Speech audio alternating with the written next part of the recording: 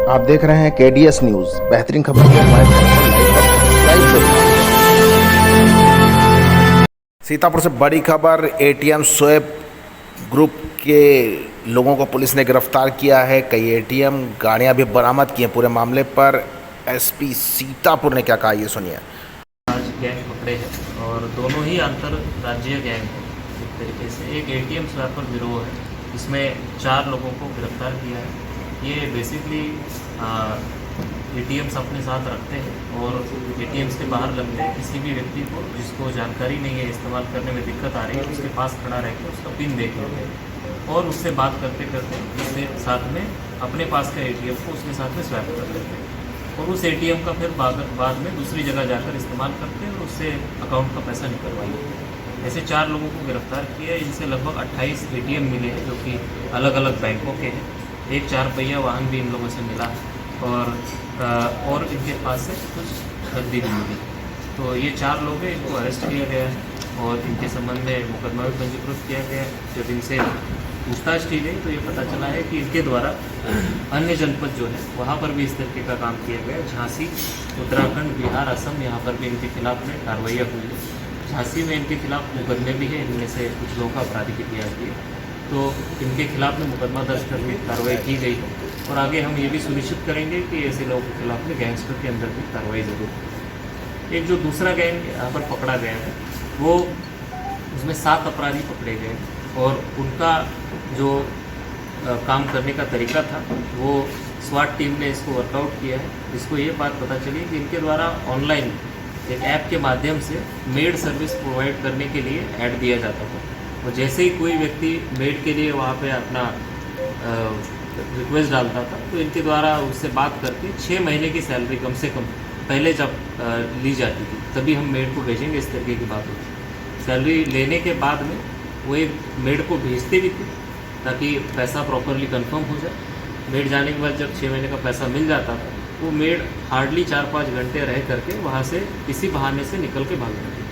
जो कि उनके सब गिरोह का ही हिस्सा वो बनकर ये काम करती।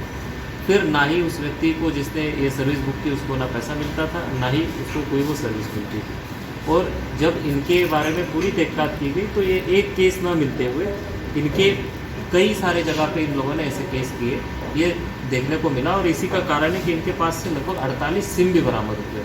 तो ये 48 सिम अपने आप में ये दिखाता है कि ये सिम बदल करके जगह जगह के लोगों को इस तरीके का झांसा दे देते हैं और एक बार वहाँ पे वो मेड निकल के वहाँ से भाग गई तो उस सिम को वो या तो गाली गलौज कर देंगे या उस सिम को वो फिर 10-15 दिन 1 महीना बंद कर देंगे, दूसरे सिम से अपना काम चालू कर देंगे।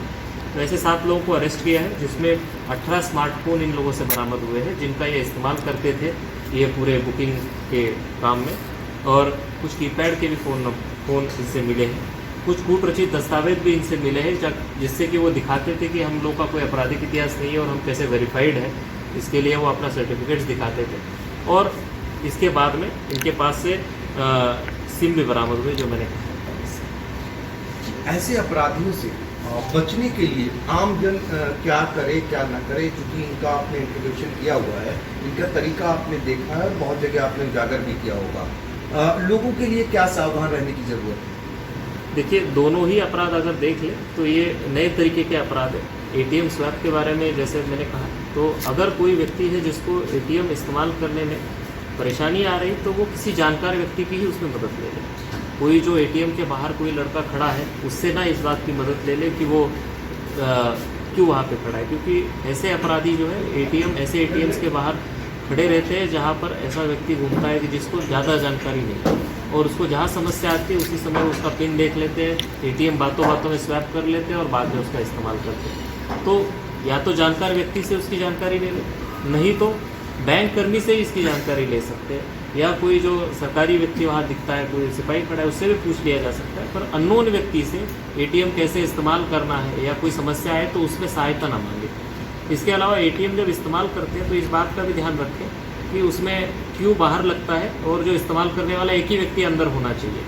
परंतु कई बार जो है दूसरा व्यक्ति मैं मदद कर रहा हूँ या देख रहा हूँ बस यही खड़ा हुई है कह के अंदर घुस जाता है। तो अगर ऐसा कोई व्यक्ति कर रहा है तो उस समय अपना एटीएम ना इस्तेमाल करिए, उनको कहिए या तो आप इस्तेमाल करके बाहर हो जाइए या हम इस्तेमाल करके बाहर हो जाते हैं। तो इस तरीके का सावधानी आप एटीएम के संबंध में बरत सकते हैं। जब भी अपना पिन डालें तो आप अपने हाथ से उस स्क्रीन को जहाँ पे आप कीपैड पे डाल रहे हो उसको थोड़ा ढक करके स्क्रीन डाल सकते हैं, ताकि कोई व्यक्ति आपके पीछे या साइड में खड़ा हो तो वो देख नहीं पाएगा कि आपकी पिन क्या है। इसके अलावा जो दूसरा पार्ट है जो ऑनलाइन मेड बुकिंग वाला है, उसमें ये ज़रूर देख लें कि किसी भी व्यक्ति को इतना पेमेंट पहले ना करे जब तक कि उसका कोई वेरिफिकेशन आपने अपने स्तर से ना किया है। वो आपको एक सर्टिफिकेट दिखा रहा है, वो सर्टिफिकेट सही भी है नहीं है ये आप नहीं जानते। जैसे इस केस में दिल्ली के सर्टिफिकेट्स उन्होंने दिखाए जो कि फर्जी है। तो हमेशा जिसको भी आप काम पे रख रहे हैं उसका वेरिफिकेशन आप अपने स्तर से पुलिस से करा सकते हैं। जैसे पूरे यूपी में अगर कहीं का भी मेड या कोई भी नौकर आपके यहाँ काम कर रहा है, वो कहीं का भी रहने वाला हो, तो UP cop app UP police ने जारी किया है। आपको घर बैठे आप यूपी कॉप ऐप पे उनका डिटेल डाल के उनका वेरिफिकेशन करवा सकते हैं।